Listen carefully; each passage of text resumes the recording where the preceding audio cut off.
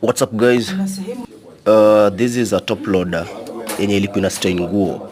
So if you have a top loader yenye ina stain nguo, kuna kitu inaitwa lint filter. Hizi zinakuanga chafu sana, inafaa uzitoe and it's simple.